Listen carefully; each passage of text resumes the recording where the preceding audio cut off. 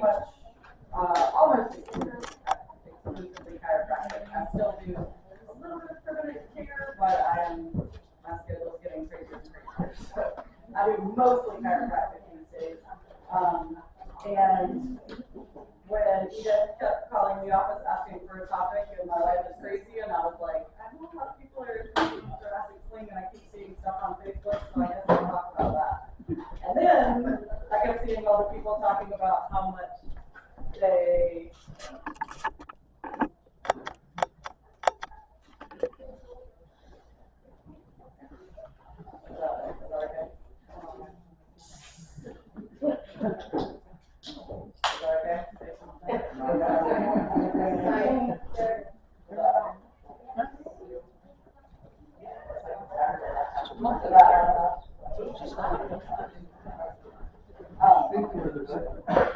so, yeah, then I kept seeing everyone sharing on Facebook, and I was like, oh, that's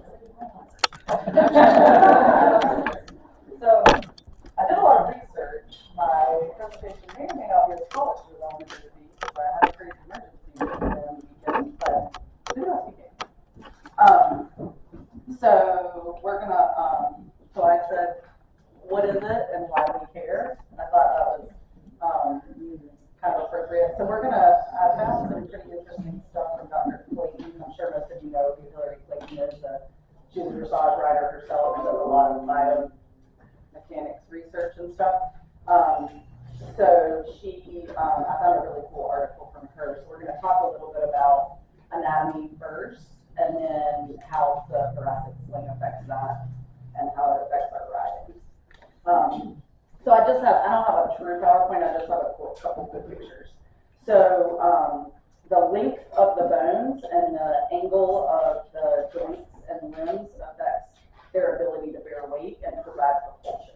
So our heavy species, like elephants, have very straight limbs, very long bones. So they have a lot of ability to bear weight, but they cannot propulse very well, so they don't move very fast, and they can't jump. That's why they can contain them with a small moat at the zoo, because they can't jump it. And then we have the opposite, our small breeds, or our small species like cats and dogs, have very angular limbs and very contracted joints. So they have a lot of ability for propulsion, and that the joints contracting and then pushing off is what gives them their power. So they're much more athletic, and they can jump and they can run. So interestingly, when you think about those two skeletons, and then you look at a horse, they have a combination of both, right? So the front limb looks more like the elephant, so long bones, very straight conformation. And then the hind limb looks more similar, not quite as angled as a cat for sure, but much more angled, like a cat or a dog. So we have the propulsion and the flexibility and the athleticism from the hind end, and then we have the stability and the ability to bear weight in the front end. So I thought that really goes along with what we're going to be talking about with the thoracic sling. Let me make sure I don't forget anything. Yeah, and then I think most of us know that the forelimbs bear 60% of the weight, so they need to be straighter and stronger to help bear that weight, where the hind end, as we all talk about, is where we get our propulsion from. Okay. And so when we think about our propulsion from the hind end, it's propelling us forward, right? But if we don't have anything to counteract that and lift the front end up, then they just tip over. So the front end is what gives us our lift and creates the balance so that the hind end can continue to carry us forward. So what is the thoracic sling and why does it matter? So horses, I think most of us probably know this too, but horses do not have a clavicle. So we have a clavicle, dogs and cats have a clavicle, and that's what holds the shoulder on. Horses do not have a clavicle. So their scapulas are free floating. And are not held on except by muscles, tendons, ligaments. And what that does, why that's important, is that's what gives them their length of stride and their flexibility in the front end, because the scapulas can really rotate much more than ours and small animals can rotate on the body. So then, how's it hanging on? By the thoracic sling. So that the most important muscle in the thoracic sling is the serratus ventralis, and that has two parts. So you can see the cervical part is from C4 to C7, and then attaches to the underside of the scapula. And then the thoracic part of the serratus ventralis goes from the underside of the scapula to ribs 1 through 8 to 9. And so that is the key muscle of the thoracic sling. Some sources talk about the serratus ventralis, the pectorals, and then the subclavius, but a lot of them just talk about the pectorals and the serratus. And the serratus is definitely the most powerful muscle and the most important muscle. And so what it does when you contract the cervical part, it brings the shoulder or the scapula forward and it lifts the base of the neck. And then the thoracic part, when it contracts, it lifts the rib cage, lifts the withers, and then it also has some connection towards the caudal aspect to the external obliques come in and attach to that as well. So it is going to affect a little bit our core strength too and start to engage some of our abdominals. We think about it like when it contracts, when all of it contracts together or both sides contract symmetrically, that's when we get our wither and lift. It's also really important that when horses are turning, it contracts asymmetrically, and that's what helps with straightness. So if it's contracting asymmetrically, then they're going to fall to one side or fall in around the turns. So the serratus has to lift the inside and shift the weight to the outside leg as they're turning. So we need it to contract together, and we need it to be strong, and they need to learn how to use it asymmetrically. So that's why you think about your young horses when you're first teaching them and first riding. They fall this way, they fall that way, they can't stay straight. So part of that is a weakness through the thoracic sling, that they can't shift their weight very well without falling in. And so then we have our pectorals. So the pectorals have the deep, which is the one on your left. The deep pectoral that runs kind of more this way, and then you have the superficial, and then the transverse pectoral, and then there's also the descending pectorals. I just didn't have a good picture of that. And so the pectorals, they kind of support the serratus. They adduct the legs, so keep the legs together. And the deep pectoral brings the leg. Hold on, I might have that backwards. Sorry. Yeah, the deep pectoral brings the leg back and adducts the legs, and then the superficial brings the leg forward and adducts. So they all kind of keep the legs together, and that's really important for balance as well, especially around the turns and things like that, to keep the legs together. They also really balance and keep the legs under the horse during weight bearing, if you're taking one leg off the ground, or during the swing phase of the stride. That's what helps keep the one leg that's still on the ground under the horse. So when you have a weak thoracic sling, the withers tend to drop down. So you have your more mutton withered looking horses. They're weak through their sternum. They tend to push their chest forward. They tend to travel on the forehand, so they look like they're tipping forward. And then when you have the asymmetric weakness or dysfunction, then you have the horses that tend to fall in a lot more and not be as balanced turning. Keep following So, and then in some more of Dr. Clayton's biomechanics work, she talks a lot about, in the work that she's done with force plates and watching, she does a lot of biomechanics at the different gates in different head positions, things like that. So she found that 58% in a traveling horse, 58% of the weight is on the front end and 42% is on the hind end. So as the hind end pushes everything forward, if we don't have a strong thoracic sling and a strong front end to lift back up and balance against that, we're just going to tip over on our nose. We talk a lot in our hunter jumpers and our dressage horses about the hind end and the propulsion, and you've got to come forward from behind. But if you don't have those strong muscles in the front end and you don't have the lift and the support in the front end, then you can't collect because you just keep pushing yourself forward, and the front end is actually what pushes the front end, pushes you up and able to push you back onto the hind end so that you can get those hind end up under you. We all talk about getting the hind end up under and getting true engagement and collection, and if you don't have the strength in the front end to lift those withers up and bring the weight back here, then you just keep tipping over. So the front end, as she talks a lot about, the front end is actually as important or more important than the hind end to true engagement, because you have to lift up to allow the hind legs to come under and allow the hind quarters to collect up under the horse and get the hocks up under them where you want them. So how do you specifically build those muscles in that strength? We're going to get to that. So I think I'm going kind of fast, so this might be a shorter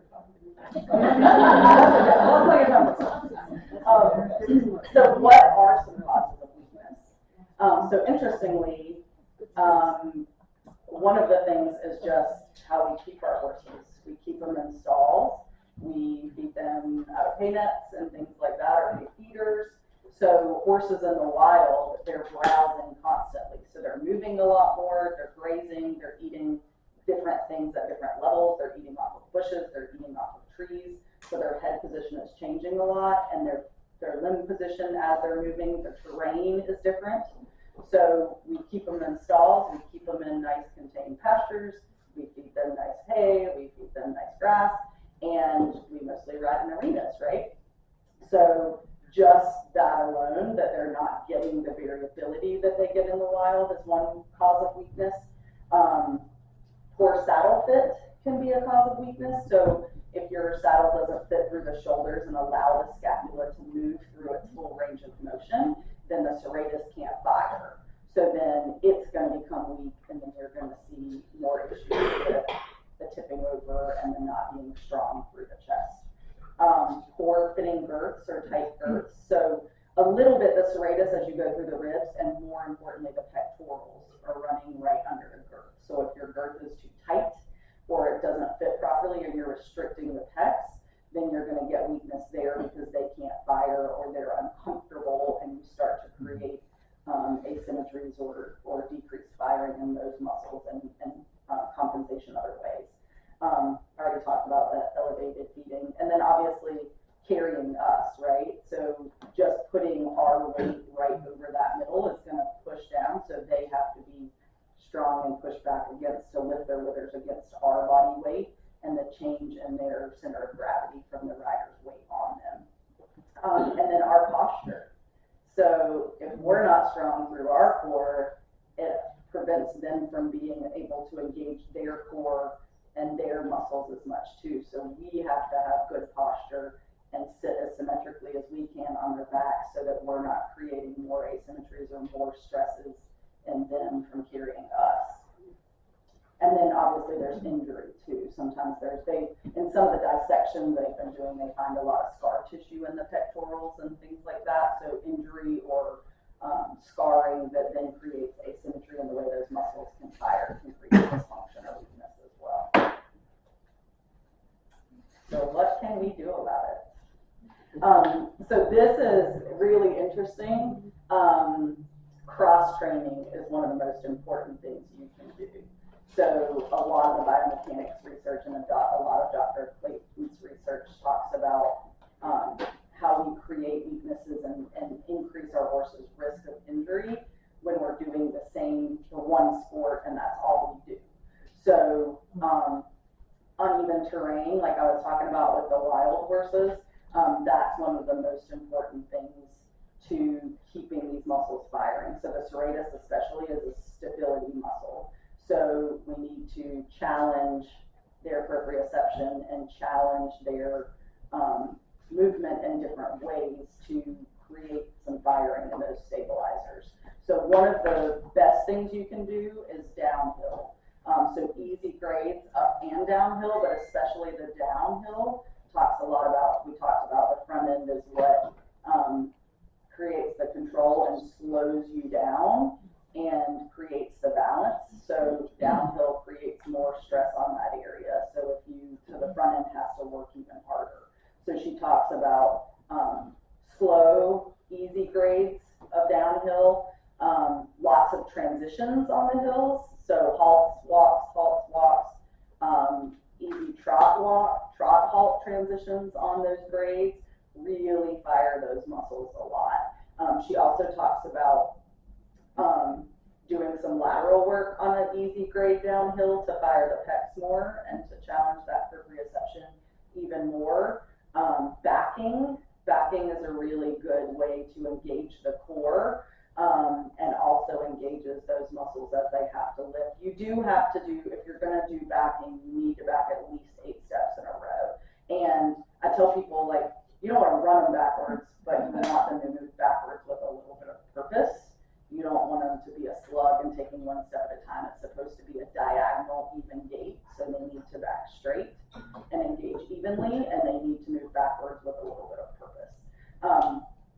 And backing up hills is one of the other really important things that they talk about as well. For those of you that teach your horse how to do the Spanish walk, that was one of the things that came up because of really making them lift for different end and changing things that change the swing phase of the stride, create more need for stability on the landing leg. So trot poles are also another thing that you can do because of that increased swing phase.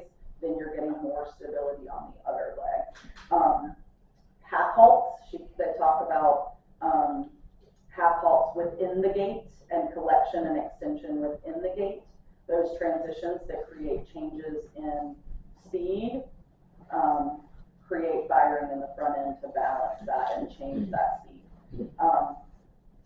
She talks too about trying to feed on the ground or low to the ground, not feeding too elevated because that weakens the thoracic sling.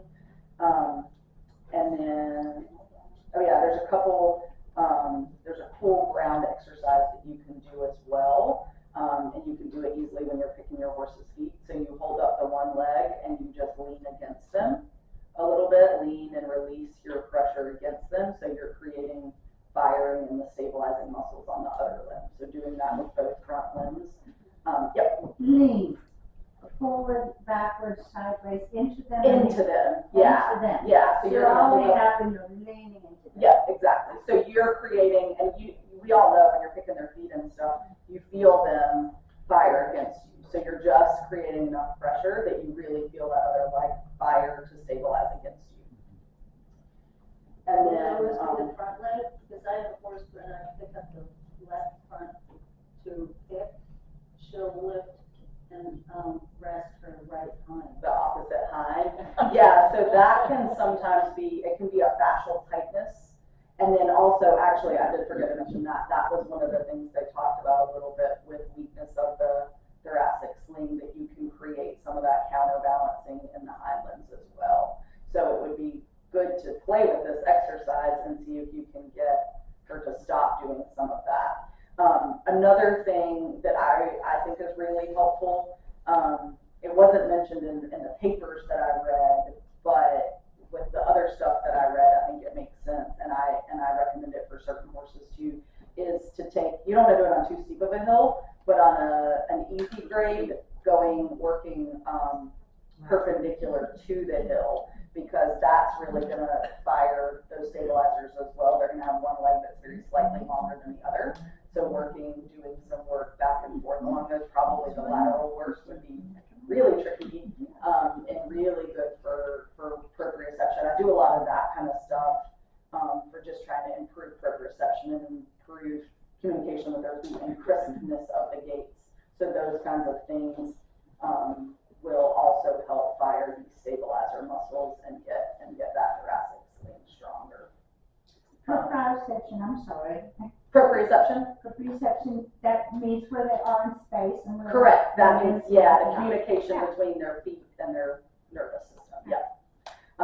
And then another thing that you can do from the ground is just the typical sternum lifts that we talk about to get them to lift their withers. And you'll definitely find some horses that don't like to do that or really struggle with that. So maybe adding some of these other things like the hill work and stuff like that, and play playing with some of these other exercises and then trying the wither lifts again and see if you can start to tell a difference in your horse's ability to do those wither lifts as you strengthen those muscles.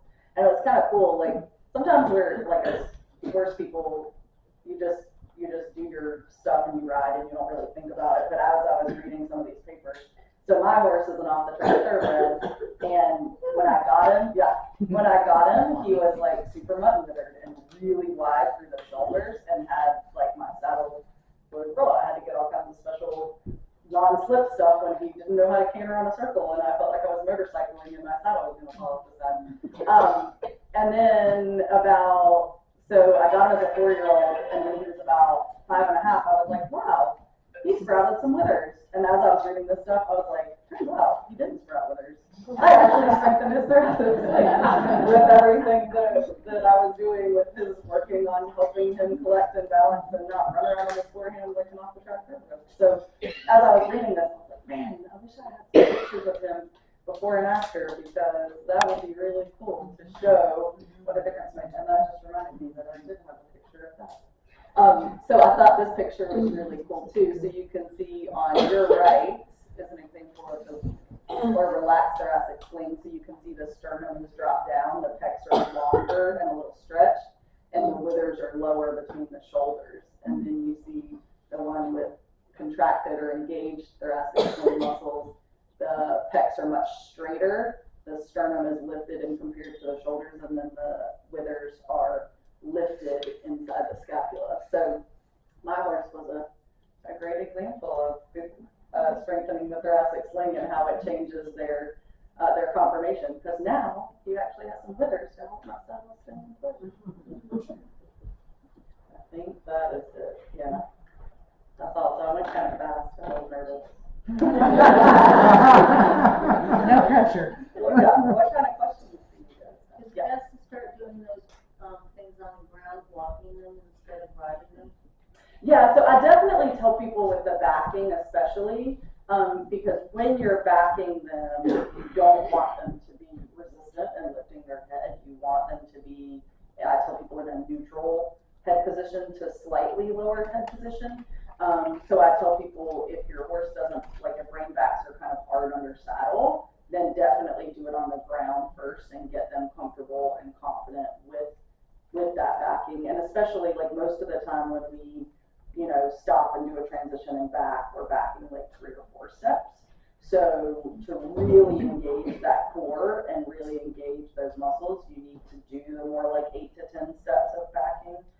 So I usually recommend doing that on the ground at least. And then I know from personal experience, maybe the hills you want to do on the ground first too, just because the horses that are weak, like they just down the hill, they have no balance to control their pace down the hill. Like when I first started doing some hill work with my horse, I like walk, halt, because we were just gonna fall on our face down the hill without those halt transitions. So definitely at least doing just a walking at first, or doing it in hand and practicing those things up and down the hill, and you can do all those transitions and things like that in hand, and you can do the trot poles and stuff like that, lunging, or just in hand too, walking over poles, raising the poles, things like that.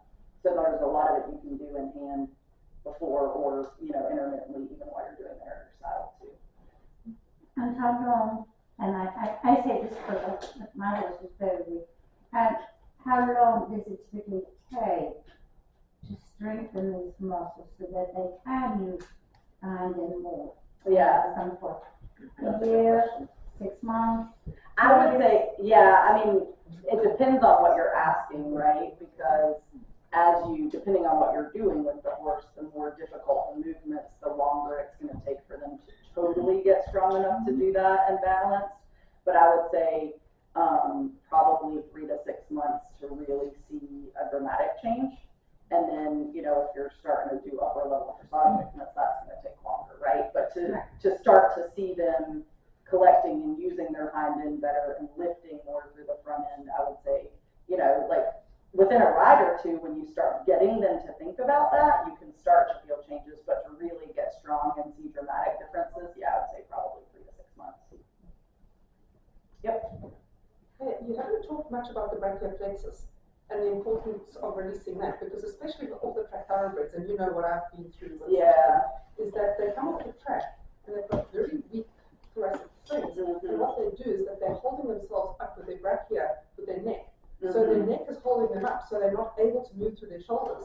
So what I've found is that exercises to get them to really stretch down and release that brachial plexus, unless you do that, they're not able to move through. And even a horse that I had that was out in the paddock, for a year, because he was so tight in his brachial plexus, he never was able to release his shoulders and start actually moving through and strengthen his thoracic sling until I got him to really stretch down and release through his neck and start almost like disengaging his neck from his shoulders, because he was so tight that he had to put his head down and be able to sort of bobble his head along and then be able to move in a more flowing way through his shoulders. And until I got him to really stretch down through those exercises on that masterclass website, it just didn't happen.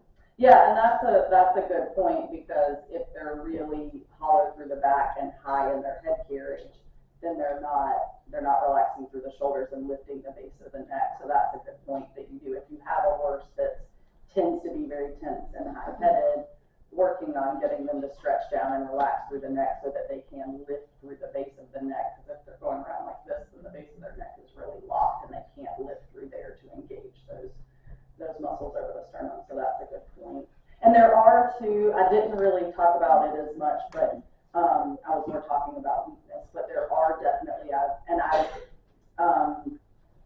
went to a chiropractic, like an advanced CE recently, that was talking a lot more about the sternum and the function of the sternum, and I think that plays a very important role along with the thoracic sling, because if their barrel gets rotated or their sternum gets rotated to one side or another, that can cause pain in those muscles and asymmetry in those muscles, and that can inhibit. So there's certainly the aspect too of making sure your horse isn't painful through those muscles and painful through the pectorals especially. I've really started looking at that a lot more, and I find some horses that even if their sternum is straight and they feel pretty symmetrical under there, there's a lot of tightness, and I've started to find some horses that have trigger points in their pecs and stuff. So I think if they have pain under there, then they're not going to want to lift and engage those muscles either. So that's also something to think about. And typically their pecs are pretty nice and soft and squishy.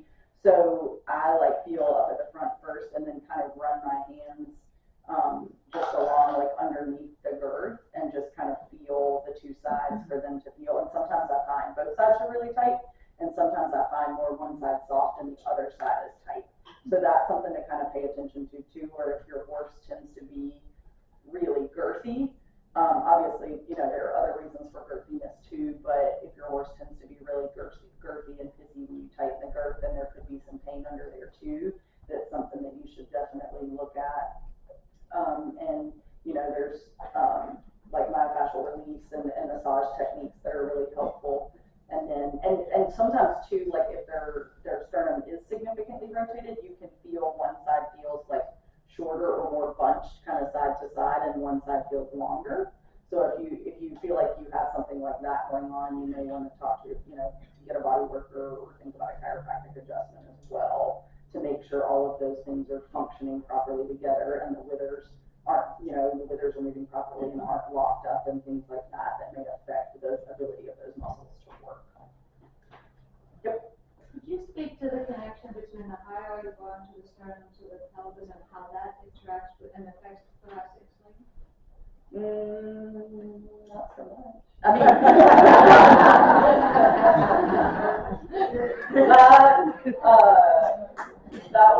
that would be along the lines of me rushing a little bit to put this presentation together. That's another talk. Yeah, we can talk about it. If you want to talk about it, you can. Come on, Susanna. There we go. Yeah.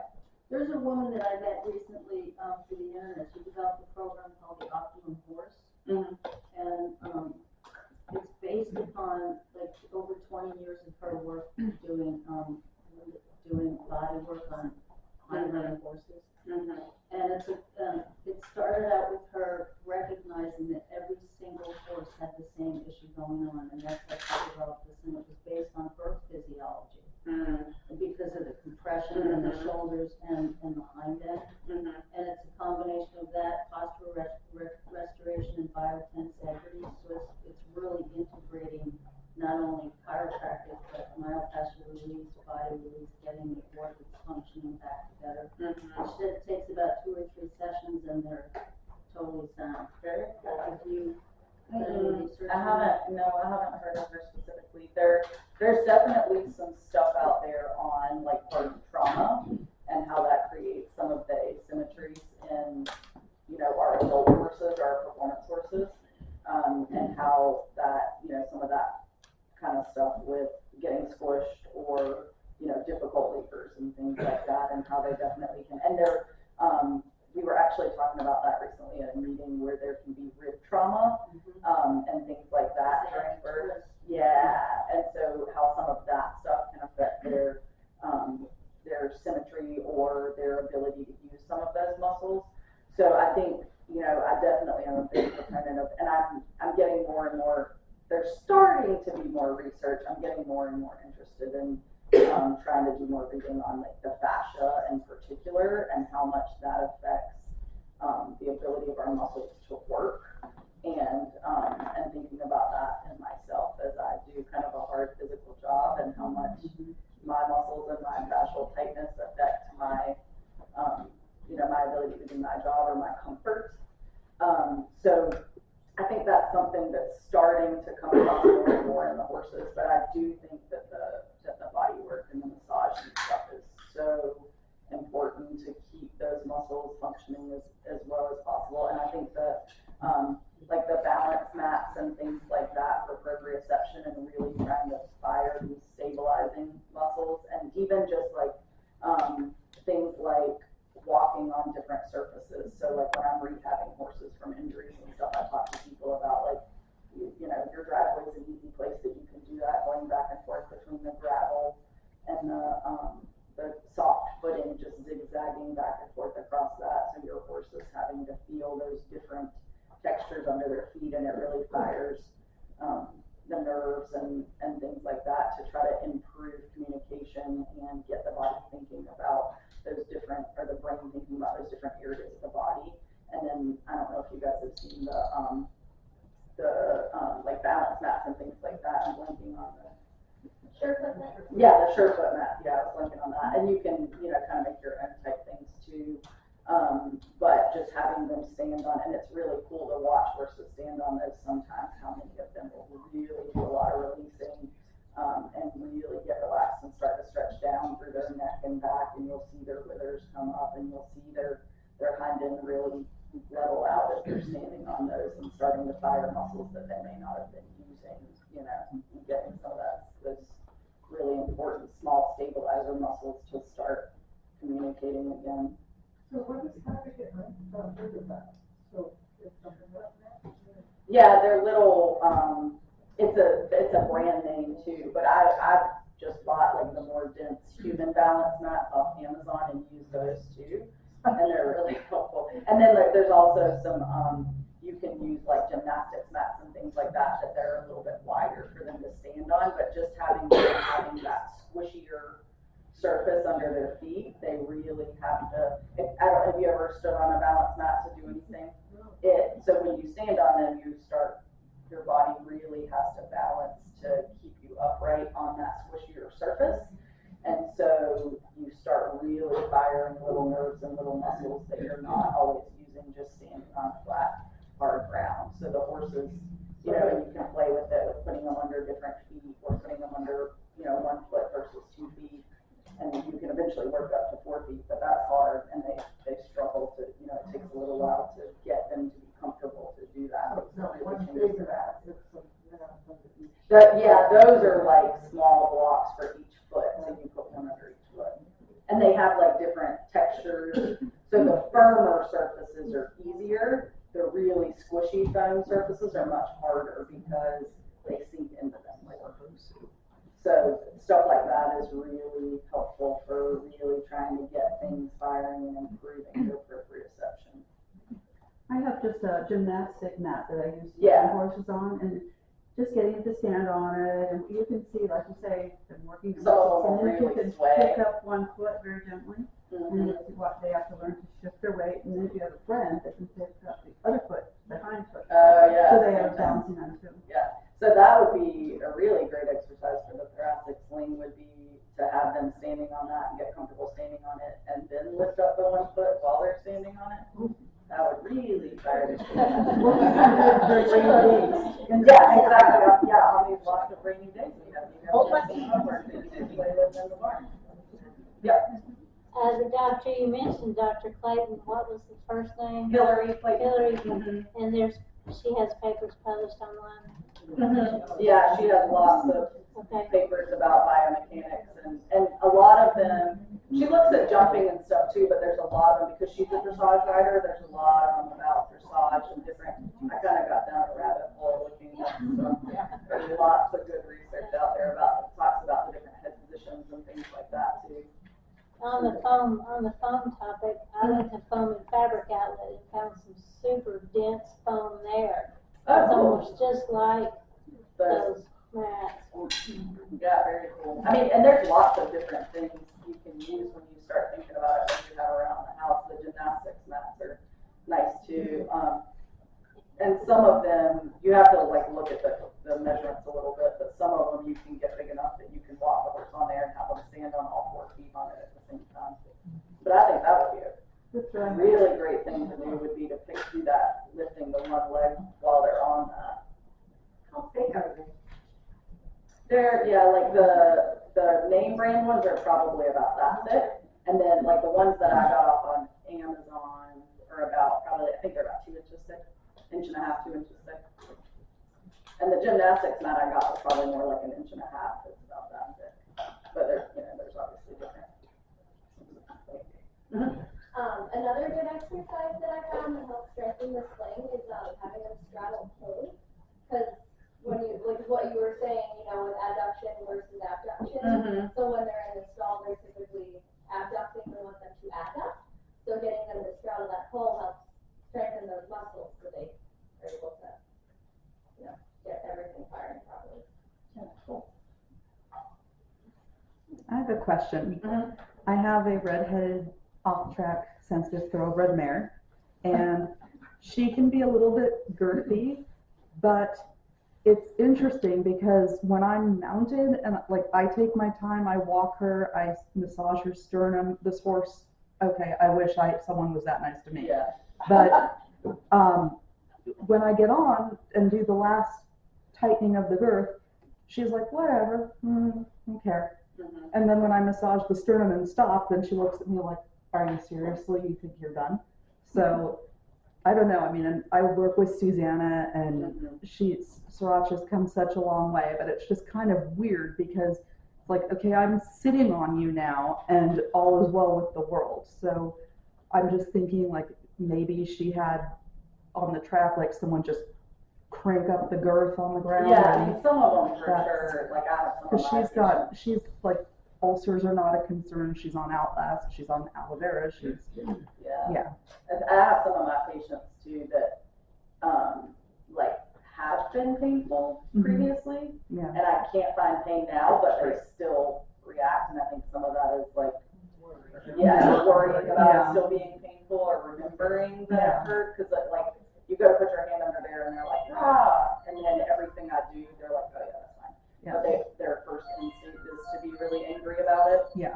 So I think some of that can just be that too. But another, I found too with the pegs, I try to, I think bringing the typical girth stretch that we do, I think some is helpful too. And then the other thing I've really found is to bring the leg forward and kind of cross it to the other side, because some horses get really sore, like right behind the shoulder there. And that stretch, a lot of them really like. So you kind of bring it out in a typical girth stretch and then just go across to in front of the other leg a little bit as far as to let you. And it takes them a little bit, to like let you do it. So you have to kind of go a little slow. And, it might take you a couple of tries for them to let you do it and not just take the leg back away. But that can be a really good stretch too. And then once they figure it out, they really like it. Okay. So that's something I do with. I find some of them that are, And I find some of them, I think they're probably a little bit into the serratus and then the latissimus that comes kind of over top of it. And I can really start there too, because I use my shoulders a lot. So I really try to like work on stretching that on some of those ones that are really girthy too, because I think that's like that muscle can get really sore. Now, are you talking about doing that when they're not tapped or Yeah, before you tap them up? Yeah. Okay. What about after? Sorry. I mean, I think like, oh, you mean like once the girth is on? Yeah. If they're sore, I think that might make them might be more sore. I mean, honestly, Right. with thinking about like stretching, and it probably would be good to do as they're getting better, Right. because the girth is holding it in place a little bit, and you can probably get a little bit better stretch. Okay. But if they're sore, I wouldn't do it at I'll first. just leave her naked to do it. All right. How far the ground is supposed to be going across? So usually I don't bring it straight up to the shoulder, probably like halfway between the knee and shoulder length maybe, or height. I don't bring it like straight out, but I bring it up a little bit, yeah, across. And then if you're trying to talking about the base of the neck and the brachycephalicus and stuff, for that you want to bring it, I'd be down and forward, lower to stretch that. And then when I'm trying to stretch back here, it's up higher. One more on that. Yes. So, can you do that with the knee bent, or like, is the knee coming up and over like this, or you're taking the leg completely straight out? So I would say I probably have the knee like 3/4 of the way straight. I'm not trying to like completely stretch it, but I bring the leg forward. I'm not keeping the leg bent. I bring it kind of forward and then across. You're like holding the fetlock? Mm-hmm. Yeah, or like behind the pastern, typically. That's a nice handle. Other questions?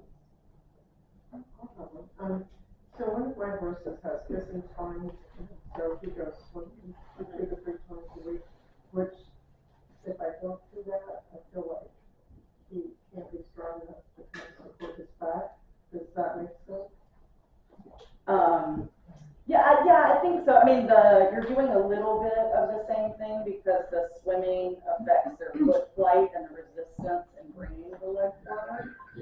So you're doing a little bit of like similar things, but I think, and they're picking their feet up a little bit higher, so you're probably getting this some, but I don't know. I have to like do some reading to see how much the water, and they definitely have done different studies on, depending on the height of the water, what you're engaging more. So I'd have to do a little bit more like reading to try to figure out exactly how you're affecting specifically these muscles with His water is like up to the shoulder, yeah. So certainly there's some, I don't know how much it affects the stabilizing leg, which is a little bit more what helps fire knees, versus there's definitely the resistance in moving through the water, right? So it's some of that stuff you just have to like take a little time to try to wrap your brain around it. So I don't know the answer right off the top of my head, if that makes sense. Mm-hmm. Okay, this might not be related to thoracic sling, but a pelvis that's a little high and forward on the right side, what type of maneuvers might that affect? So like what would they struggle doing? Yes. So if it's forward, they're stuck a little in extension. High and forward on the right. So it rotating forward means that they can't bring that side under them as much. If it's higher, that can be more like an old. So typically the pelvis either goes forward and down or up and back. Okay. So if that side's higher, then something probably happened at some point in the horse's life to affect the like all the same thing with the pelvis and the chest. It's suspended by a bunch of ligaments. So if they have significant asymmetry, then they've had an injury in their past that affected the ligaments that hold everything in place. But the forward is typically an anterior rotation of the ilium, so then the pelvis is stuck a little in extension. So collecting and bringing that leg up under would be harder because it's naturally stuck a little back. So that might cause them to be short on the hind right? It would cause them to have an inability. They don't always look lame, be like lame short, but it would cause an inability to bring that leg under, all the way up underneath and flex through that. So might it also affect a right-hand turn? Mm-hmm. Okay. Yeah, because they can't come up and under, right? Okay. So they would, yeah, so they would be, it would be easier for them to go left Okay. because they're, because that leg wants to stay behind and that would be easier going on the outside. Thank you. Sorry, just a quick question. Can you remind me what a good sign is of asymmetry in thoracic sling? Yeah, so asymmetry is difficulty staying straight and especially like going bending. Oh, there was one other thing I forgot to talk about that was about strengthening the pecs. So when they're turning, they won't fall in because they're not lifting this side to shift the weight laterally. So if they always fall in, like mine always falls in left, so then obviously he's a little weaker in his left thoracic sling, so I need to work on that and get that more. So then, maybe you want to do more of the, because the hill work and stuff is going to strengthen both sides, right? So if your horse is weaker on one side, then maybe you want to do more of the lifting the leg and pushing their weight over there to really get them to engage that other side.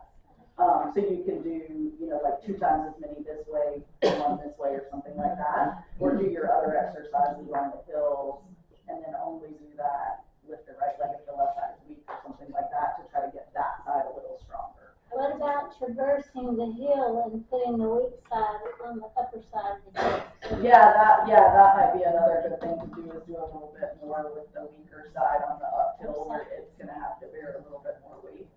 That's another good thought. So I forgot. So some things to specifically that Dr. Clayton found to specifically strengthen the pectorals themselves were the lateral work because of the adduction and having to move the legs over. Smaller circles because they have to keep that leg under them and keep the weight-bearing leg. That's what the pecs do. So smaller circles, and then really working on your correct turns and really making them hold themselves up as you return. So those are exercises that specifically strengthen the pectorals a little bit more versus the scapula. Other questions? All right.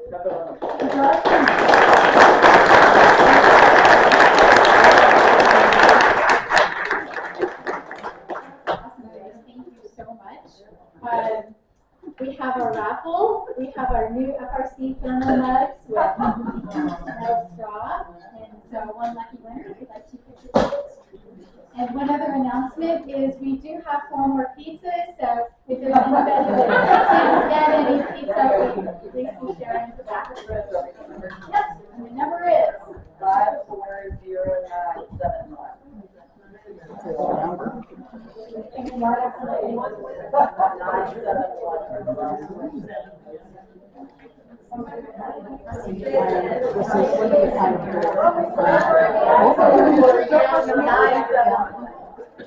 In an outline.